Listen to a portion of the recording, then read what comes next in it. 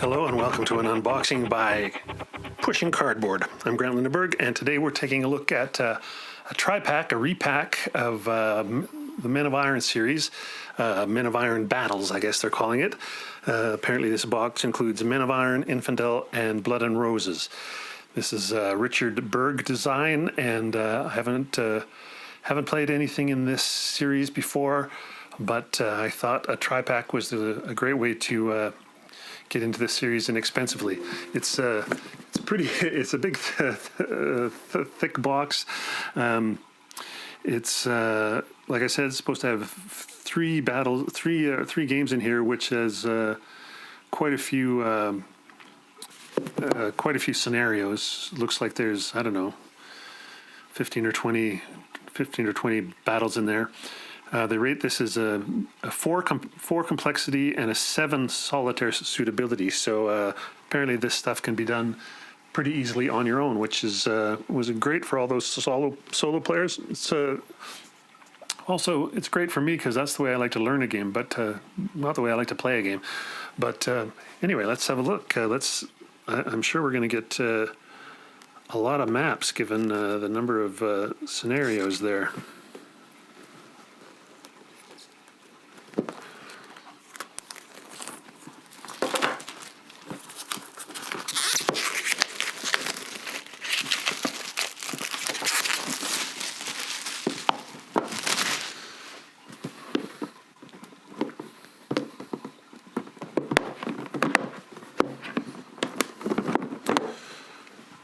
Okay, first up, we've got the rules manual. It's not too bad. Rules manual for the Men of Iron tri-pack. It's a 28-page rule book. Got an extended sequence of play on the back. Classic 2-column GMT rules with plenty of color and little blue boxes for design notes.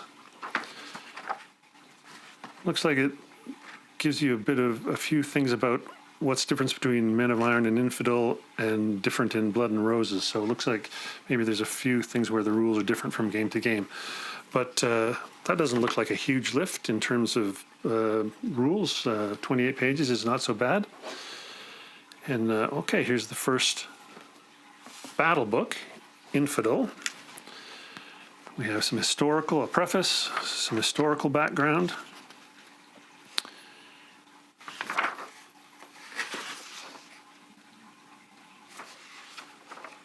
Oh, this is actually I think this is the first scenario, Dorleum. So there's your units, there's the background, there's where you set everything up. Here's the Battle of Antioch. And it's pretty much going to go like that through quite a few battles in this book. Oh, and a little example of play in the end as well here, so that's lovely as well. Here's the battle book for the original Men of Iron, I guess that would be. The Infidel was the Crusaders. That was volume 2. Men of Iron itself is volume 1. So this is going to be a scenario book as well. Here we have Falkirk, Courtrai, Bannockburn. Okay, so we're going to have a similar thing here. Oh, Agincourt. And a little example of play at the end as well.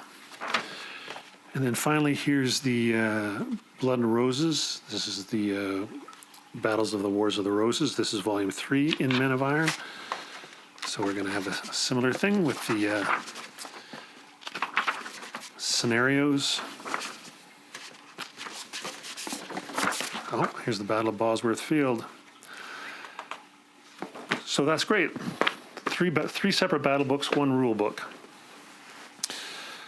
Okay, well, this is counter sheet 8, so we're in for a lot of counter sheets here.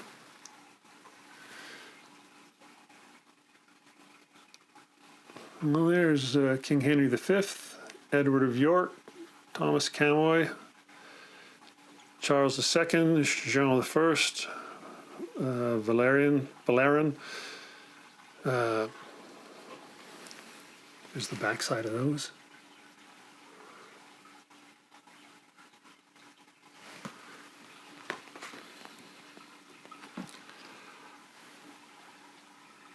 These are the half-inch counters, so they're old school size. These were the more 5/8 size. These are the half. What do we got here? We got King Jean II, Robert Artois, King Philip VI. Well, I don't know all these guys. Oh, there's Charles the Dauphin, Edward I, Edward III.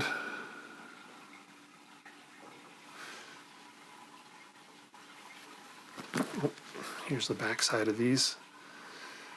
Very colorful. I think they're fairly easy to read. They're small, of course, and I'm not a big fan of all the little drawings on counters like this, but you can see the numbers and the colors fairly simply. Wallace Moray. Yeah, this is going to be some guys from the Bannockburn scenario, I guess, eh?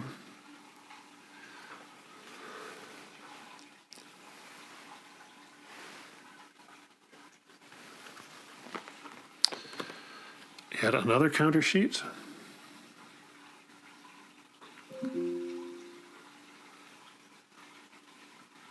Well, it looks like we might have some Turks down in the corner, maybe.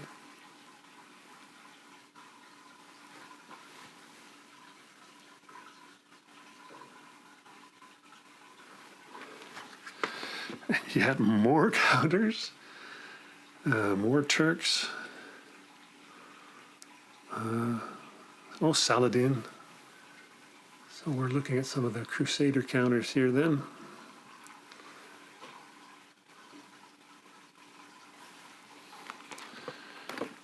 And more. Oh, yeah, here we have Richard III. So I guess that's where into some of the Wars of the Roses counters here.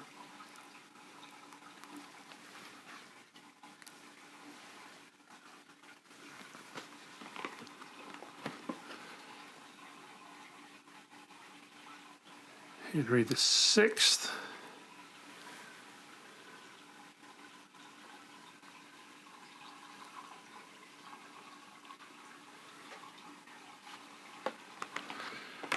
And then looks like we have some markers. Well, with a few extra counters there.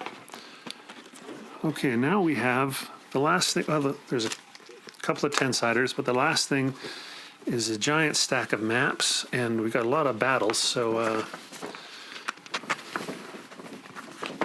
yeah, these are going to all be double-sided, I'm sure. Oh, and they're not just double-sided. Let's see if I can zoom out here a little bit. Well, not really. You can sort of see, this is the Battle of Towton, and then over on this side, the Battle of St. Albans. So they're a half map. There's 4 maps per sheet, basically. Here's Ascalon and Antioch. So there may be, we'll see, there may be bigger, some of the battles may be bigger, but that fit 4 battles on one sheet, double-sided. Yeah, here we go. This is Arsuf. This is one single big map. Then on the flip side, we have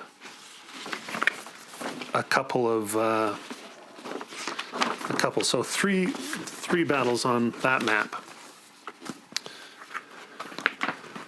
I think it's going to be the same way. I don't know that, yeah. here we have 4 battles on this one. Let's see if I'll just zoom in a bit so you can kind of see a bit of the detail on the map. They're pretty. The artwork is not overpowering in terms of the functionality. Yeah, they're good-looking maps with the occasional chart or whatnot popped on as well. Here's Crazy. So it'd be I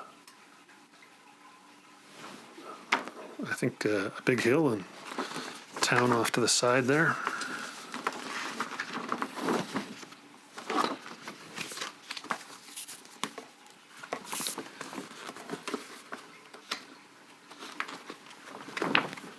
Oh, here's another one of the big ones. This is Doraleum.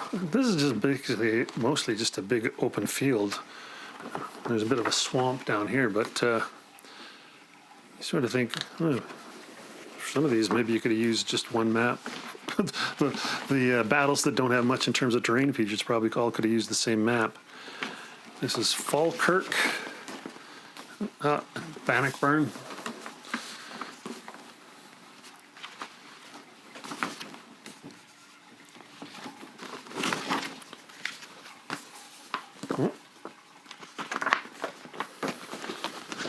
It's another big one that's mostly plain, except just a giant, just a river running down the middle. This is Haran, Battle of Haran. 2 on the backside, Bosworth and Tewkesbury.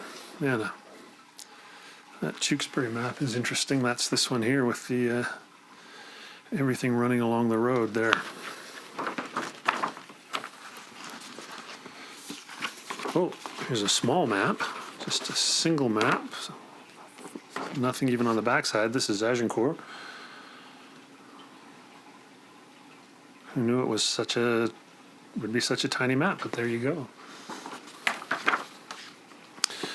And then finally we have some player aids for Volume 1, Volume 2, and Volume 3. 2 each for each player.